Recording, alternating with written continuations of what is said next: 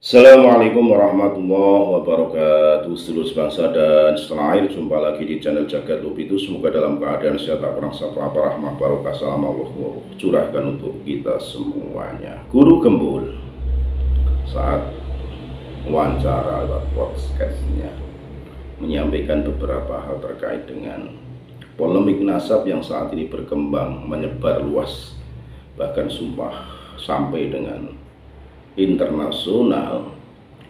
Belum terselesaikannya soal nasab, Guru Gembul mempunyai kewajiban untuk bicara terkait dengan apa yang disebutnya dengan Bani Pahlawi. Saat ini Guru Gembul menyampaikan banyak sekali cerita-cerita halu, cerita-cerita warofat disampaikan oleh oknum-oknum habaib, bahkan sampai dengan memakai hadis-hadis palsu.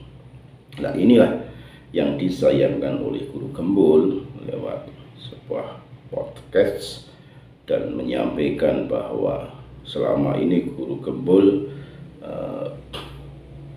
selalu menyimak perkembangan terkait dengan polemik nasab ini, sehingga beberapa hal ditampilkan, beberapa hal disampaikan terkait dengan oknum-oknum habib yang selalu bercerita kalau ceramah, yang notabene cerita-cerita tersebut dinukil dari hadis-hadis palsu dan disampaikan kepada masyarakat luas untuk bagaimana masyarakat itu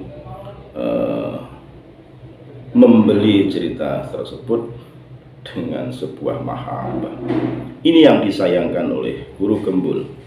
Maka dengan adanya polemik nasab ini sebagai pendewasaan saja.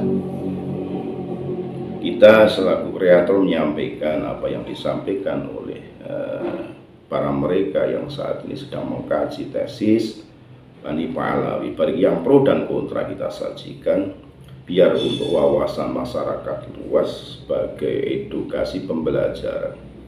Mana sejatinya yang hoak, mana sejatinya yang hak dan yang batil. Semua itu tergantung penilaian masyarakat berdasarkan referensi kitab maupun referensi teknologi yang ada saat ini, sehingga terbukalah mata pikiran hati masyarakat untuk bisa menilai apa yang menjadi polemik nasab saat ini. Sekali lagi lah mohon maaf dan garis alamat Nusantara milik kita. Assalamualaikum warahmatullahi wabarakatuh. Pak Guru merhatiin gak sih, orang Indonesia tuh obsesif banget sama gelar Habib gitu. Kayak tuh kalau Habib tuh kayak wow banget. Padahal kan Nabi Muhammad nggak menyuruh gitu. Ini nanti keturunan-keturunanku tolong dijaga garis keturunannya ya gitu. Karena tuh yang populer di kalangan Habib dan Syarifah sekarang, mereka tuh sangat menghindari menikah dengan non Habib gitu, dengan alasan menjaga darah keturunan Nabi gitu. Padahal kan itu bukan sunnah ya nggak sih? Bukan sunnah. Dan jadinya ini kayak bentuk feodalisme juga jadinya. Iya, ini sebenarnya bagian dari propaganda sih. Jadi saya merasa, tapi ini mah tafsiran saya aja atas fenomena yang ada gitu ya. Saya merasa ini memang secara sistematis dibuat. Sistematis dibuat. Jadi misalkan ini mulai, mohon maaf ya, kan di Jakarta itu ada makam Mbah Priuk. Pertama, itu bukan makam Mbah Priuk, itu bukan makamnya, ada di tempat yang lain, tetapi ini disucikan, disakralkannya luar biasa. Kedua, narasinya digambarkan bahwa Mbah Priuk itu adalah Habib penyebar ajaran agama Islam di Jakarta. Padahal dalam sejarah beliau hanya anak buah kapal dagang yang sebenarnya orang biasa-biasa aja. Cuman karena memang beliau masuk dalam catatan, dalam Rabithah Alawiyah itu, maka orang biasa itu kemudian dinarasikan sebagai Habib dan kemudian dinarasikan sebagai orang suci, dan karena itu tempat yang diduga sebagai makamnya itu juga disucikan. Sempat beberapa tahun yang lalu itu ketika itu makamnya mau dipindahkan karena ada jalan dan sebagainya, itu rusuhnya luar biasa karena banyak orang-orang yang kemudian menganggap bahwa itu keramat, tidak boleh dipindahkan. Dan padahal makamnya kan nggak di situ. Nah, itu makamnya bukan di situ.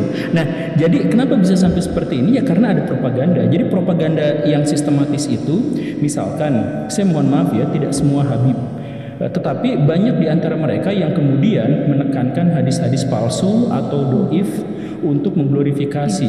Jadi misalkan ada pernyataan bahwa Habib yang tukang mabuk, tukang memperkosa sekalipun, iya, kakinya masih jauh lebih baik daripada kepala kiai-kiai paling berilmu. Nah ini kan nggak ada hadisnya, ini bertentangan dengan semangat Al-Quran dan sebagainya. Tapi itu dipropagandakan. Di Quran nggak ada, di apa tidak ada, tetapi ada memang upaya dari segolongan orang untuk mengglorifikasi dari kalangan tertentu itu. Nah, glorifikasi ini kemudian sangat mudah diterima oleh masyarakat Indonesia karena masyarakat Indonesia itu inferior khususnya kepada orang-orang luar gitu. Jadi kita tuh anak yang baru lahir, cakep kayak Cina, ganteng kayak Arab gitu. Kayak bule. Iya, jadi ganteng itu berarti Arab. Kalau lokal tuh nggak ganteng gitu. Jadi atau misalkan iya kalau misalkan yang berkonotasi dengan sesuatu yang positif itu berarti luar gitu kan. Ya. Atau misalkan masyarakat Indonesia itu sampai sekarang nggak menerima misalkan nabi-nabi palsu kalau misalkan nabi itu jelas misalkan dari Bogor gitu, dan itu kan jadi lelucon gitu. Ya sebenarnya kenapa juga, tapi ya itu sebenarnya di luar konteks teologis, cuman maksudnya ini adalah beberapa indikasi bahwa kita tuh sangat-sangat inferior gitu. Dan inferioritas itu kemudian dimanfaatkan oleh sekelompok orang untuk mendapatkan penghormatan yang berlebih di luar konteks agama Islam. Islam kan nggak pernah ngajarin hal-hal yang semacam itu kan. Tetapi kemudian ini saya pernah misalkan nemu sebuah rekaman. Jadi ada Habib yang ketika dia berjalan jejak kakinya tuh diciumin. Di sebuah majelis tuh diciumin, kemudian dia duduk di sebuah sofa, kemudian ketika dia bangkit, tempat bekas pantatnya itu juga diciumin. Kemudian ketika beliau makan secara sengaja hanya setengah, sisanya berebut orang-orang untuk mengambilnya. Nah, ini ya itu dipropagandakan karena apa? Ini berarti ngalap berkah. Jadi setiap apa yang diminum. Nah, di zaman Nabi atau Nabi sendiri kan tidak pernah mengalami hal yang semacam itu. Bahkan pernah ada kasus sahabat Nabi misalkan mengambil bekas air wudhu Nabi, dan itu sama Nabi ditegur. Kalau misalkan mau menjalankan Islam, menjalankan sunnah, ya ikutin sunnah saya, bukan berarti kamu ngikutin. Tapi itu kan diabaikan, itu dihilangkan, kemudian diganti dengan dalil-dalil palsu atau doif untuk mengglorifikasi garis keturunannya.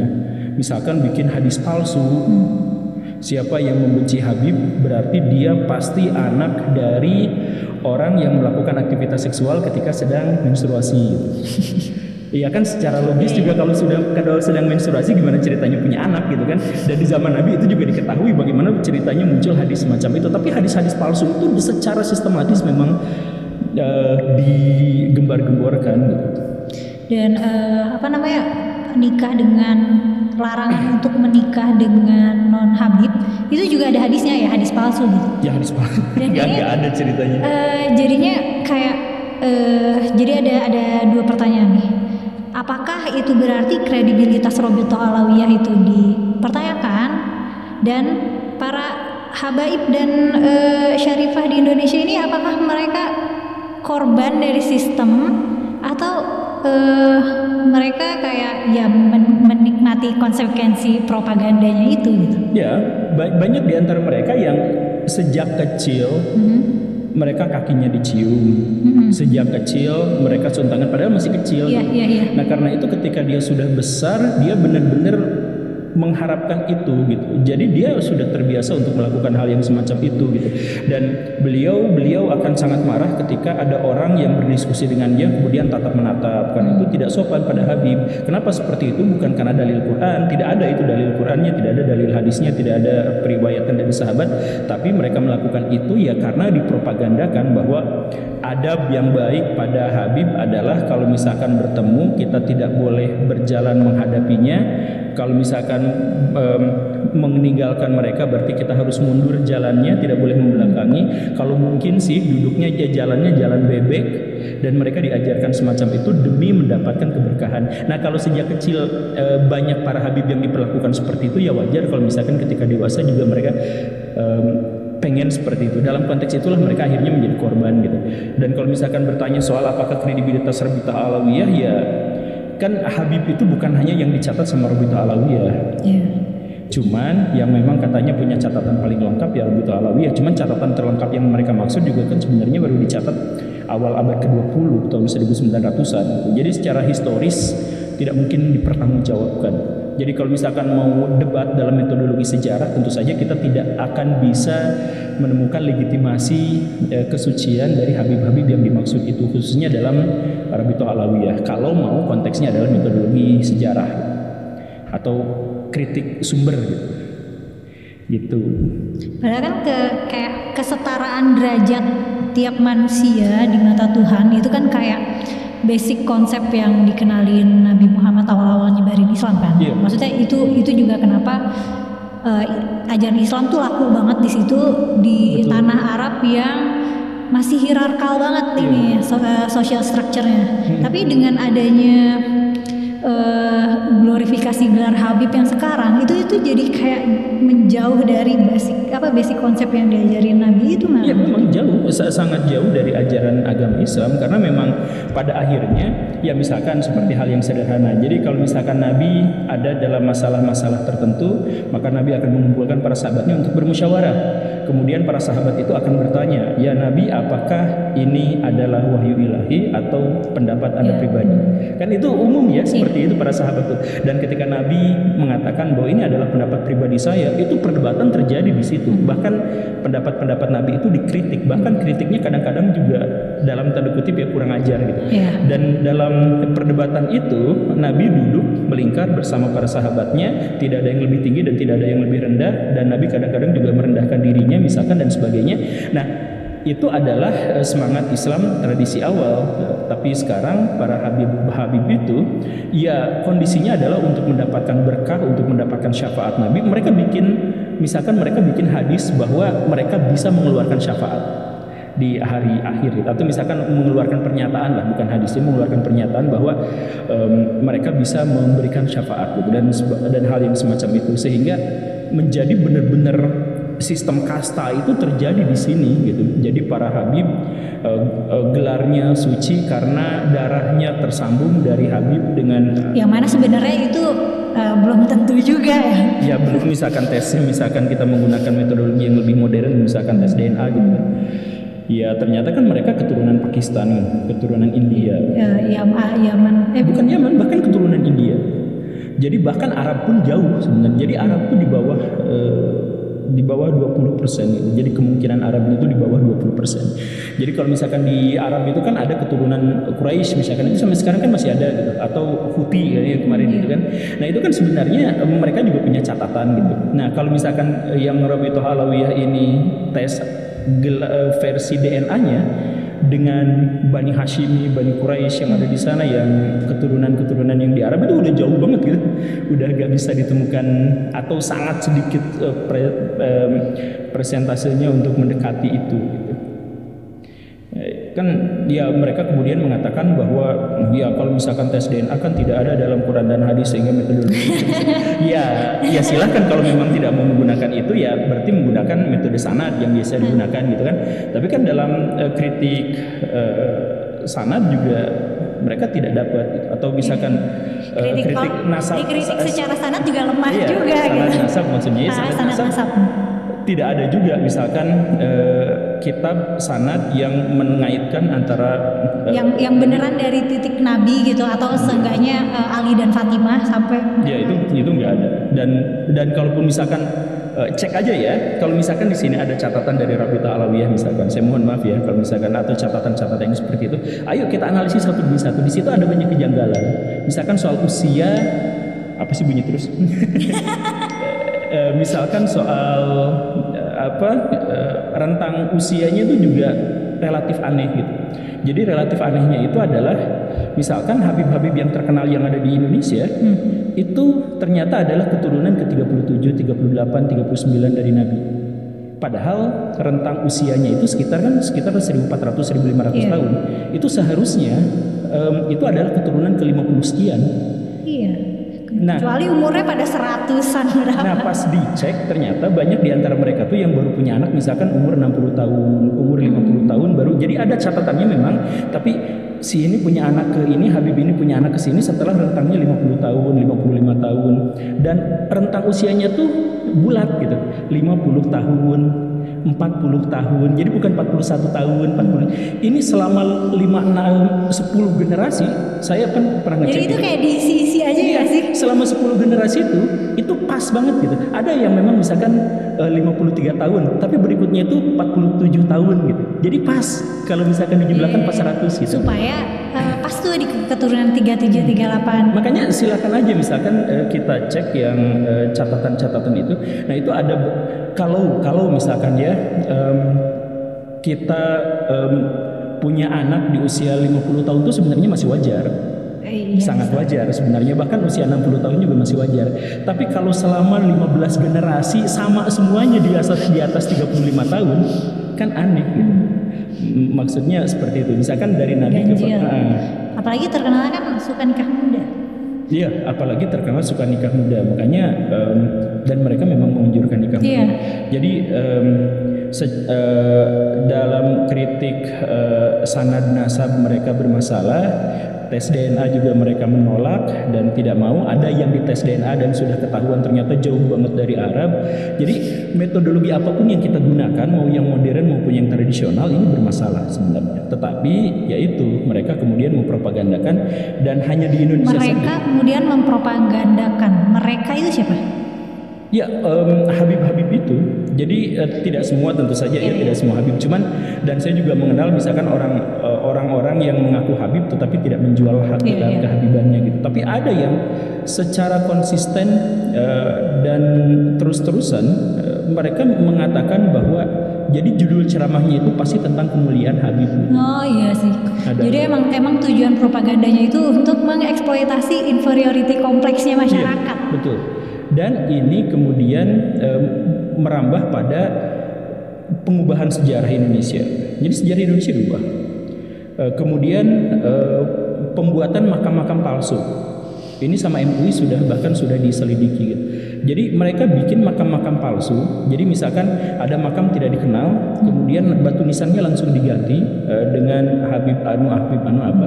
Kemudian pasang kenceleng, dan nanti pada rute ziarah wali berikutnya ini mereka masuk. Dan laku ya. Dan laku keras. Dan ini baru 20 tahun yang terakhir aja sebenarnya, sebelum itu memang tidak ada. Dan sebenarnya propaganda ini jadinya destruktif buat komunitas mereka sendiri menurut aku, karena jadinya pada nikah muda dan nikah sama sepupu. Enggak berdestruktif, karena mereka diuntungkan luar biasa dari sini. Kan mereka diuntungkan secara finansial, mereka diuntungkan dalam strata masyarakat gitu. Jadi susah untuk menjadi miskin gitu. Sekali lagi kita tidak ambil general ya, tidak generalisasi, karena saya juga mengenal banyak Habib-Habib yang bahkan tidak berani mengaku dirinya Habib, takut merusak gelar itu. Bahkan ketika mereka percaya bahwa mereka keturunan Nabi pun mereka tidak mau menggunakan itu gitu. Tapi kan ada orang yang melakukan hal yang sebaliknya gitu. Ada orang yang menjadi kaya raya gara-gara dia jualan air minum didoain. Air minum mereka beli sekian atau mereka bikin sendiri, produksi sendiri, tapi harganya menjadi 2-3 kali lipat daripada atau madu juga bisa. Atau madu ya karena didoain. Nah, misalkan doanya ini menjadi sangat mahal karena didoainnya sama Habib. Nah, kayak gitu kan. Tapi tadi maksud aku destruktif mungkin gini kan ya. Karena aku membayangkan misalnya aku adalah dari misalnya aku Syarifah gitu loh. Nah, jadi aku akan bernasib kayak udah di setup nih nanti misalnya umur nanti lulus SMA udah dinikahin sama sepupu aku yang juga Habib, dan itu tuh aku nggak akan punya kuasa yang gede gitu, karena risikonya aku akan dikucilkan dari komunitas dan dikucilkan dari keluarga gitu. Secara pribadi memang banyak di antara mereka yang akhirnya menjadi seperti itu. Tapi saya pikir itu sih tradisi Arab sih. Jadi saya melihat juga banyak orang yang bukan keturunan Habib, tetapi mereka dinikahkan memang dengan sepupu atau dengan kerabat dekatnya gitu, dan nikah di usia muda gitu. Ya saya pikir itu mas secara umum juga keturunan Arab punya tradisi itu gitu. Cuman kalau misalkan yang ini memang dikaitkan dengan teologi gitu. Bener, dan dikerasin banget karena sampai yang itu hadis-hadis palsu itu. Jadi dianggapnya tuh berdosa, malah ada yang lebih parah tuh, ada yang malsuin hadis kalau misalnya nikah sama non Habib gitu. itu berarti hitungannya kayak zina gitu. Maksudnya itu kan itu kayak seberani itu mereka bikin hadis palsu. Tapi berarti kayak hadis palsu perhabiban ini juga menariknya cuma berputar-putarnya di Indonesia aja gitu. Maksudnya kalau di trace sanatnya nggak nyampe mana-mana gitu. Ya enggak lah gitu enggak. Bahkan banyak di antara mereka yang kita nggak bisa ngebedain mana hadis mana bukan ketika mereka yang mengatakan itu gitu. Karena kadang-kadang mereka mengatakan itu hadis, kadang-kadang ini adalah pernyataan dari seorang ulama soleh taat dan sebagainya gitu. Dan glorifikasi ini sudah ada sejak zaman dulu gitu. Ada misalkan leluhur dari Habib itu siapa saya lupa lagi namanya. Beliau sampai mengatakan bahwa saya lebih agung daripada Syekh Abdul Qadir Jailani nanti di akhirat. Jadi dia bukan siapa-siapa. Siapa Al-Faqih Al-Muqaddam. Faqih Al-Muqaddam. Saya lupa namanya. Tapi memang sejak leluhur mereka sudah mengatakan sesuatu yang tidak bisa dibuktikan karena itu bersifat logika mistik gitu. Kan misalkan saya lebih agung daripada Syekh Abdul Qadir Jailani di akhirat. Nah siapa yang bakal ada yang ngetes juga, maksudnya nggak bisa diapa-apain. Tapi itu secara eksplisit tertulis mereka mengaku bahwa seperti itu. Nah jadi kalau misalkan anak keturunannya atau orang yang membaca itu dan kemudian pengikutnya ya sudah, oh berarti ini wali kutub aja masih di bawahnya dia ya misalkan kan gitu. Dan ya makanya ketika ada orang yang mengatakan bahwa ini propagandanya sistematis, saya pikir tidak berlebihan. Dan ditambah lagi aksesorisnya nggak sih, maksudnya tetap misal berpakaian gamis, udang-udang, dan dengan logat ngomongnya dengan logat Arab. Iya. Ngomong bahasa Indonesia tapi logat Arab gitu. Jadi kayak beneran apa ya? Kayak beneran ini bahwa ada jiwa Rasulullah di dalam orang-orang itu.